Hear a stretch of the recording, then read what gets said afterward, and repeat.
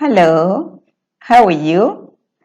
I hope you're doing good and welcome to our online class on Medic Academy. My name is Winnie Barawa, and in this class, I will take us through organic and inorganic compounds. And to make this easier, we have divided this into part 1 and part 2, such that part 1 will look purely on the side of inorganic compounds, and part 2 will cover organic compounds. So keep it here so that we can have access to the second part of it that will be focusing inorganic on compounds, according to biochemistry, these are inorganic compounds. These are compounds that are usually simple molecules which consist of either one or two different elements, or in short, they're very simple to understand and describe, and they consist of compounds which include examples like water, acid, bases, and under acid and bases, they mostly have to discuss about pH, which is the level of acidity or alkalinity in substances. Then we have oxygen and gases, including carbon dioxide. And then we have the case of trace elements, where we look at minerals that are found in small quantities but are very essential in our body systems. So let's start with water as one of the inorganic compounds in our body. So it's being said that according to research, our body is made up of around 60% to 75% of water. And I like giving examples here that if someone is 50 kgs or 50 kilograms in their body or their total body weight, then 60% to 75% of that is composing of water. However, you need to realize that this water that we're mentioning is not the water that is at neutral level that we're discussing, but it's water that is dissolved with quantities and substances and nutrients in it. So it's based in different parts of our body, which we will discuss on. But there's something also that is very key about water in our body, that of these characteristics is what makes the water component of our body very key as part of the inorganic compound. Number one is that water in our body is a solvent.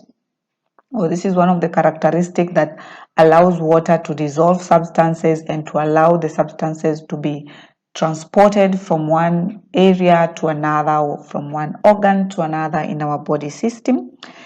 Then the other characteristic of water is that it's a lubricant, meaning it's a very important component of our body that will prevent our organs and tissues and systems to be free from friction during the movements and during the metabolic processes that our system participates in. And the other important part about water is that it has the characteristic that it changes temperatures very slowly, and that it takes a great amount of heat for water to change temperature, for instance, from 1 degree Celsius, from let's say 37 degrees Celsius to 38 degrees Celsius. Also, it takes a great deal that water has to lose degrees. So for water to reduce in temperature, then you need to have lost a large amount of heat that the temperatures are changing in terms of values. So that's why this water component is very important in our body. Number one, it's because it's a solvent, it's a lubricant, and it changes our temperatures slowly in the body. Hence, because of that ability to change temperature slowly, we are able to maintain our body temperatures at a very constant value, what we call hemostasis in this case. So, because we have water in our body, it's being said that water in this case is contained in compartments, what we call the water compartments. So, water literally forms the fluid component of our body, and for this purpose is that the areas where our fluid components are found, we are calling them the fluid water components or the fluid components. So, our fluids are contained in different parts in this body system of ours, and part of this is within the cell. So being said that water component that is found within the cell, it is said to be called the intracellular fluid, or the ICF. And it said this is among the majority or the most in terms of quantity, which gives us like 65% of our total body water. So the fluid that is found in our cytoplasm or in our cell, what we call also the cytosol here, is what formulate for us what we are calling here the intracellular fluid. However, any other water or any other fluid that is found outside our cell forms what we call the extracellular fluid, or commonly known as ECF. So this is said to be not a lot, it's around 35% of the total body water components. However, this extracellular fluid is found in different parts of our body. For instance, the water component that is found in our blood vessels, we will call it plasma. All right. And the water component that will be found in lymphatic vessels then acquires the name lymph. While water components that will be found in interstitial fluid, in the areas like small spaces between cells or within tissue areas, then we call this fluid the tissue fluid or the interstitial fluid. By the way, we've said our body is made up like 60 to 75% water. And for this purpose, we have more spaces that are containing water fluid or containing fluid components in our body. And this includes spaces like the synovial fluid, which will be found in our joints. We have like cerebrospinal fluid, which will be found in our central nervous system, that is in the spinal cord and surrounding the brain. We can have the aqueous and the vitreous humor that will be found in our eyes or in our vision systems, and so many other places that contain fluids.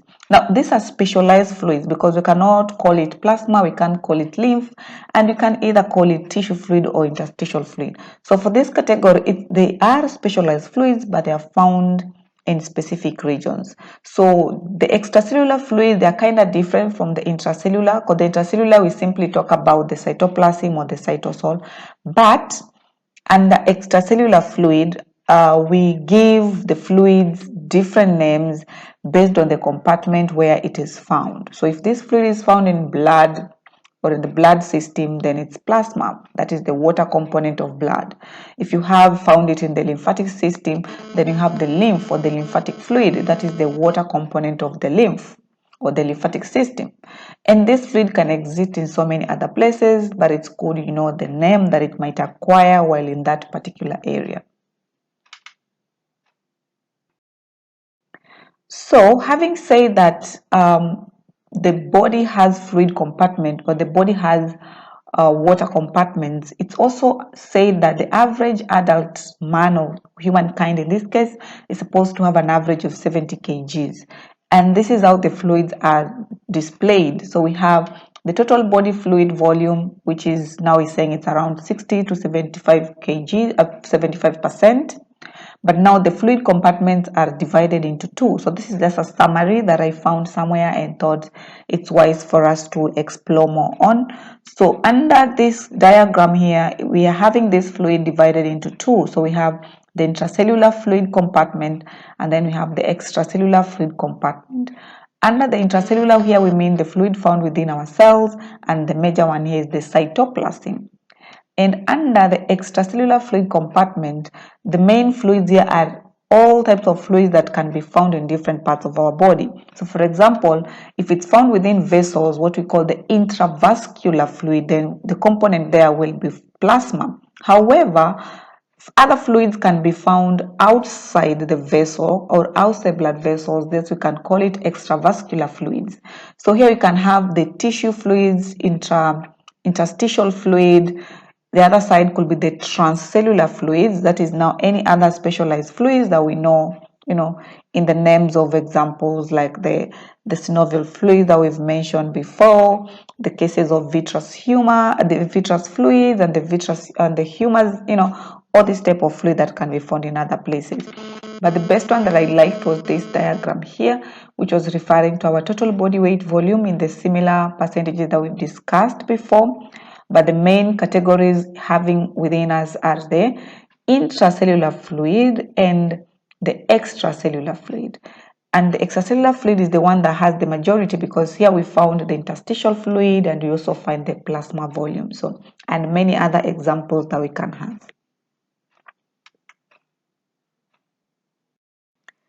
All right, and the next categories are the gases. So in this we have oxygen and carbon dioxide as our main gases, but also our body sometimes works around with nitrogen, but let's focus most on the gases that are key in our body system. And let's start with oxygen. Oxygen is like one of the most essential gas for our body system. Number one, it's very important for the breathing system and for respiration purposes. It's very key because it participates largely in promoting energy and allowing breaking down of the ATP, which in full means adenosine triphosphate, which is the energy storage compound for our body system. So from the environment, we find 21% of atmospheric air, which we breathe in, and once the respiration has taken place, oxygen has been absorbed and carbon dioxide has been released, we tend to breathe out 16% of oxygen.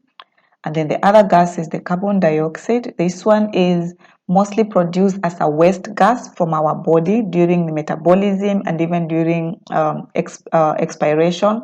So when you breathe out, we breathe it as the waste gas. So mostly with carbon dioxide, we do not require it much in our body system because it does not sustain much of what we need, but however, we release it as a waste gas. So part of being a gas and being part of our body, it's considered part of our inorganic compounds. And the other category are the trace elements and minerals. So trace means rare, or trace means little. So trace elements, these are elements or minerals that are needed in our body, but we need them in very, very small amounts. So being that they are essential, it's being said that the essential part of it is that you look at it in terms of diet needs. So, or you look at it, how much do you need it in your body? If you need it little, then it means you may have to put it in our diet or may not have to put it there. So we have two categories under trace elements and minerals. We have the essential elements and then we have the non-essential elements. What does it mean by each of them? So let's start with the essential elements. Essential elements are said they're trace, yes, but they're very important for us to have them in our body, and they're mostly required to ensure that at least in every diet we take, we have to contain some of it. Some are needed in large amounts in our diet, while others we may not require them in our diet as often as we need. So under the essential, we have the element that we call macro elements, and then we have the element that we call micro elements or micro minerals or macro minerals, same name, just a different same name, same meaning. So macro elements, they are being said that these are elements that are required to be present in our diet in amount that are at least more than microgram, meaning they're very important for these elements to be part of our diet, and they include important elements such as carbon, hydrogen, oxygen, nitrogen, sodium, potassium, calcium, magnesium, ions, name it. These are some of elements you should not miss as you take them because you need them in small amounts, yes, for us to take in through the diet, but they're very essential, meaning at least in all our daily diet, we should not miss some of these elements in our food or in the food intake that we do. On the other side, we have the micro elements or other elements that are required in small amounts. They are essential, yes, but they are micro. You do not necessarily have to contain them in each and every meal that you take. So for example, we have elements like copper, zinc, cobalt, manganese, molybdenums, iodine, and fluorine. Very important, they help in promoting different functions in our body, but you do not need them in every diet that we take. They're taken in minimal amounts. So in this case, we are calling them micro elements. So this is under the category of essential elements. But again, we have the category of non-essential elements. They're said to be important, yes. They're said to be non-essential. We may have them in small amounts, but their function in our bodies are not yet known. So for example, there's elements like bromine, vanadium, titanium, aluminium. These are elements. However, their functionality in our body system, they are not clearly known. So you cannot really risk taking them in large amount because it's being said that when you take these components in large amount, they can become very dangerous and hazardous for our body because their importance is not clearly yet known. So mostly when you take this, they cause what you call toxicity or they bring some danger side effects to our system that is not advisable for us to have. So it's advised if you can avoid, large amount of bromines, boron, and so on, because their importance is not known. It's not yet known for our body system. So having talked about trace elements, the last category that was remaining was the acid, bases, and the pH. So when you talk about acidity, alkalinity, pH is among the list. You cannot exempt it. So what is pH? pH simply means part of hydrogen, which in definition means the level of alkalinity or acidity in a solution. So talking about our body system, our body pH scale is said to range from 0 to 14, and on this particular range, the 0 level, or let's start first with the neutral side. So the middle part of it, which is the 7, is said to be neutral, whereby the solution is neither basic and the solution is neither alkaline. However, when you go below 7, then we state that is acidic. When you go above 7, we start saying the solution is becoming alkaline. But now, what will be describing the alkalinity and acidity is the different concentration of these particular ions. So we have this ion of hydrogen ion here, and then we have this ion of hydroxide. So when you talk about acids, when something is being stated to be acidic, it means it has an increased level of hydrogen ions. So there's an increase in hydrogen concentration ions in the solution.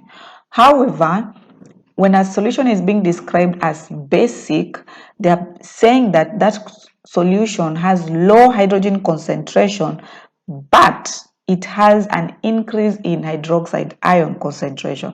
Or you can just say a base is a solution that has high level of hydrogen ion concentration. So the hydrogen ions will relate to acidity, while the hydroxide ions will relate to alkalinity. So that's the trick I like telling people. So our cells also being part of the key areas that our pH is important is treated to have at least a pH of around 6.8. But remember, the blood is the most important solution in our body system, and its pH is rated to be at 7.35 to 7.45. So on average, this pH is at 7.40. Very important value that you should know at this particular level, because you will find it in most of our results or lab results when it comes to patient blood analysis. So I found it wise to get some pHs so that it can guide us and at least see how the fluids compartments in our body looks in different areas of our body. So the source of this diagram is from Johnson Waters that was developed in 2013. I want to believe this was from a lab analysis and findings.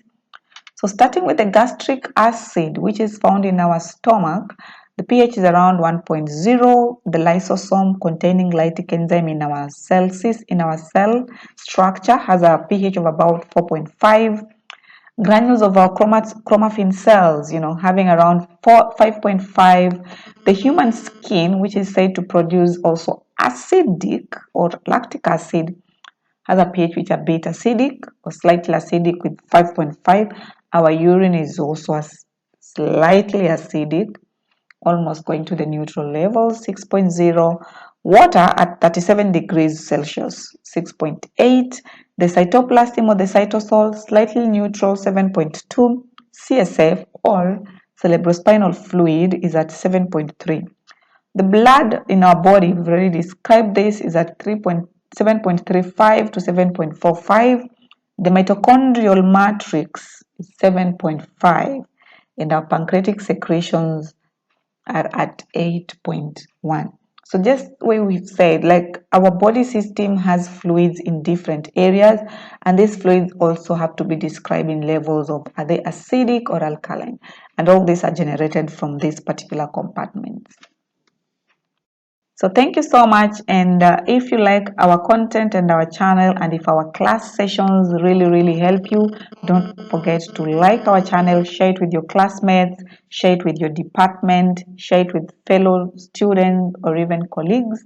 And remember to subscribe so that we can build our membership or build more on the people who can benefit from our channel. Thank you and see you in our next class.